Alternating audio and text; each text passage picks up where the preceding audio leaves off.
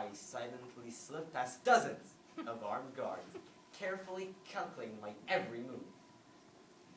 After a few hours of hard work, I had almost reached my goal, with nothing but a door separating me and him. But then, an outside factor had forced me to abort the mission. My mom came in and said, Stav, stop playing video games, it's late. Go to sleep.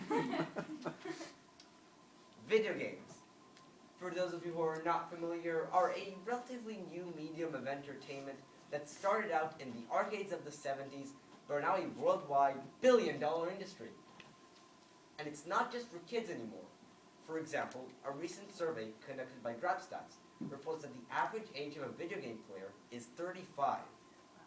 Or another survey, made by IFSO, states that 40% of the families in the survey considered gaming a family activity. There are many types of games, from action to horror and even drama. We can play them on many devices, such as the Xbox, PlayStation, Wii, and our own personal computers. We can do small but helpful workouts with the Wii Fit, and we can learn new languages using the Nintendo DS. But despite their rising popularity in recent years, many people still consider video games a waste of time and even promoters of violence. Video games are so much more than just something to burn time with. And I'd like to show you why. First of all, video games can help relieve stress. I know that my schedule can be really stressful at times, and playing a bit of video games before I go on with my day is a great way to unwind a little and be more prepared for what is to come. Whether it's a game with an immersive story I can get sucked into, or an intense action game where I can just let off some steam. The game will help me be more concentrated, more prepared, and much less stressed. And I know it's not just me who thinks that way. For example, a recent survey conducted by the Texas A&M Institution in 2010 claims that action games can significantly reduce the stress levels of the people playing them. Or an article posted on the Wall Street Journal this very year that claims that games improve our optimism and our ambition. Or how about another research made by PopCap in 2009 that claims that the game Bejeweled can improve the mood and heart rhythms of the people playing it. This is because the game stimulates our brain enough so I won't get bored, but not too much so I won't get stressed. Also, there are many different puzzle games which you can train your brain. Portal and its sequel, Portal 2, have many enjoyable and cerebrally challenging puzzles that my family and I love to solve. These games improve problem-solving abilities and logic. But if it's tactics you prefer, there are also many strategy games on the market. For example, StarCraft is a game in which you control an army in real time and try to defeat your opponent's army.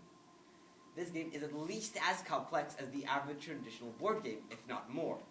And there are tournaments of StarCraft all over the world, where players show some truly brilliant tactics. Also, video games can tell a story, like books and movies. But the interactive nature of the game takes the story to a whole new level. It lets you be the hero. It makes the story more immersive and the action more intense. For example, watching John McClane fight terrorists, save his family, can always keep me on the edge of my seat. But playing as Commander Shepard, ducking as in for cover, making his decisions, can really take the immersiveness and intensiveness to a whole new level. Or how about Heavy Rain, a thriller game where every action you perform affects the story.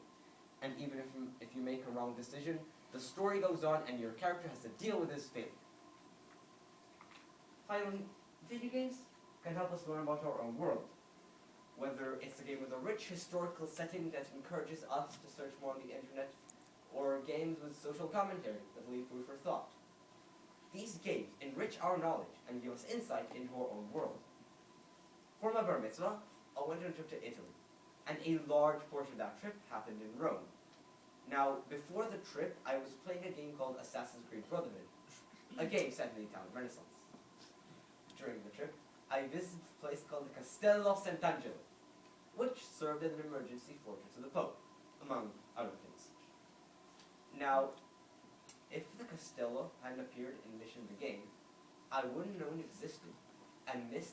lovely little city and truly unique chapels, and what was a truly great experience? Or did you know that in 2005, actual researchers, professional and all, researched a game called World of Warcraft? This was because of a glitch that caused players to die and infected other players and virtual characters around them, creating a virtual epidemic of sorts. This event was researched by actual researchers that helped them predict how actual people would react to an actual worldwide epidemic. And this research could help save lives in the future.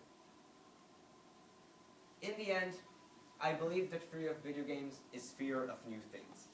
And that fear can make us miss out on some really great experiences. If we are to advance the society in any way, we must accept and look closely at things before we shun them.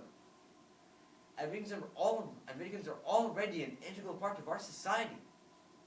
And we should accept them. Like many already have.